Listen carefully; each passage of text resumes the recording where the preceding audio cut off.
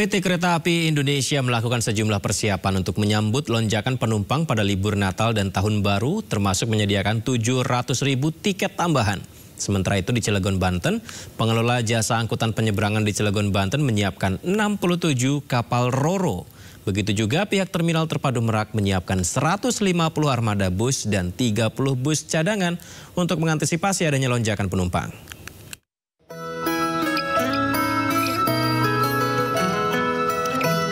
Jelang libur Natal 2024 dan Tahun Baru 2025, PT Kereta Api Indonesia Daob 1 Jakarta telah mempersiapkan tiket tambahan sebanyak 700.000 tiket. Hingga saat ini 200.000 tiket sudah terjual untuk momen libur Nataru. Selain itu, Daob 1 Jakarta juga telah menyediakan 17 kereta tambahan. KAI Pusat telah menetapkan untuk masa angkutan Natal 2024 Tahun Baru 2025 mulai dari tanggal 19 Desember 2024 sampai dengan tanggal 5 Januari 2025. Momen ini sudah pernah kita lakukan tiap tahunnya. Namun kesiapan-kesiapan memang harus kita lakukan, diantaranya adalah pemeriksaan, pengecekan kaitannya dengan sarana kemudian prasarana. Untuk memperlancar proses perjalanan para calon penumpang, PT KAI Indonesia telah menerapkan sistem verifikasi wajah sehingga penumpang tidak perlu menunjukkan identitas atau kartu kereta sebelum melakukan perjalanan. Dari Jakarta, Henry Aprila, Iriansyah Wahyudi, iNews melaporkan.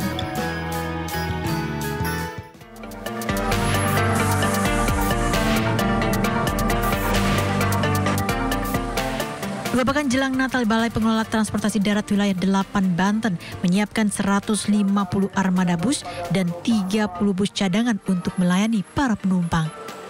Armada bus ini disiapkan untuk mengangkut para penumpang menuju sejumlah kota-kota besar di Pulau Jawa, termasuk wilayah Jabodetabek dan sekitarnya.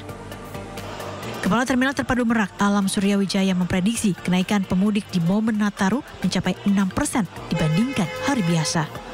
Selain armada bus, fasilitas penunjang untuk kebutuhan di ruang tunggu Terminal Terpadu Merak juga telah disiapkan. Untuk kesiapan anggota, kita sudah menyiapkan sekitar 70 anggota. Untuk kendaraan bus yang ada di Terminal Terpadu Merak itu, kita sudah memaksimalkan untuk persiapan sekitar 150 kendaraan untuk standby pada saat angkutan Nataru.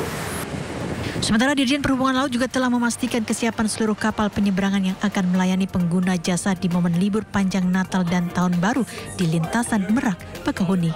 Termasuk pemeriksaan atau uji petik 47 kapal dari 67 kapal Ro-Ro yang disiapkan. Selain itu, pihaknya juga telah memastikan posisi sandar kapal di luar dermaga Pelabuhan Merak telah aman. Sementara Kapolda Banten Irjen Pol Suyudi Aryoseto akan melakukan rekayasa lalu lintas saat terjadi musibah banjir di musim penghujan di jalur Lingkar Selatan menuju Pelabuhan Pelindo. Ya, nanti kita sesuaikan ya. Kalau nanti memang jalur JJS ini banjir, tentunya kita akan melakukan rekayasa lagi ya. Dan kendaraan akan kita masukkan di sini, termasuk yang kendaraan roda 2. Diimbau pengelola jasa angkutan penyeberangan di Pelabuhan Merak tetap waspada saat melakukan pelayaran menuju Pulau Sumatera, mengingat potensi cuaca buruk di perairan Selat Sunda sewaktu-waktu bisa terjadi. Dari Cilegon, Banten, Iskandar Nasution, iNews melaporkan. Kantor Badan Kepegawaian dan Pengembangan Sumber Daya Manusia BKPSDM Bovendigul, Papua Selatan dibakar massa. Aksi pembakaran ini adalah buntut kekecewaan hasil seleksi CPNS yang dinilai tidak berpihak ke orang asli Papua. Bertahun ke tahun begini.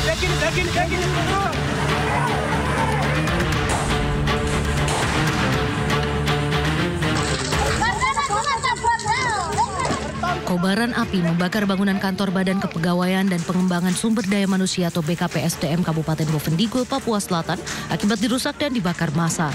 Aparat TNI Polri yang berada di lokasi tidak mampu berbuat banyak karena banyaknya massa.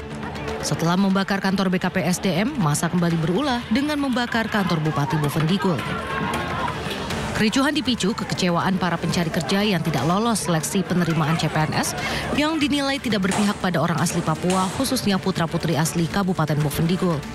Kejadian bermula sekitar 20 orang berdemo di depan kantor BKPSDM. Massa pun datang dengan membawa panah, parang, dan balok, kemudian dilakukan perusakan dan membakar kantor BKPSDM serta kantor Bupati Bovendigul. Dalam waktu singkat, kobaran api menyebar cepat dan melahap seluruh bagian bangunan. Massa meminta kepala daerah untuk bertanggung jawab atas hasil seleksi CPNS yang dinilai merugikan orang asli Papua. Massa juga mengancam jika tidak dapat bertemu dengan kepala daerah dan menjelaskan secara transparan, akan kembali turun ke jalan dan membakar fasilitas kantor pemerintah lainnya dengan jumlah massa yang lebih banyak. Dari Kabupaten Bovendigul, Papua Selatan, Muhammad Syahril Muslimin melaporkan. Pemirsa, menjelang Natal dan Tahun Baru, harga bahan pokok kembali naik harga di sejumlah pasar ibu kota. Kenaikan harga diantaranya terjadi pada komoditas minyak goreng hingga telur.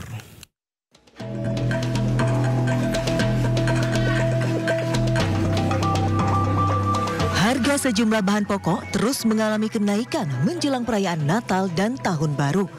Di Pasar Senen, Jakarta, harga minyak goreng kemasan premium rata-rata mengalami kenaikan sebesar 2 hingga 3 ribu rupiah.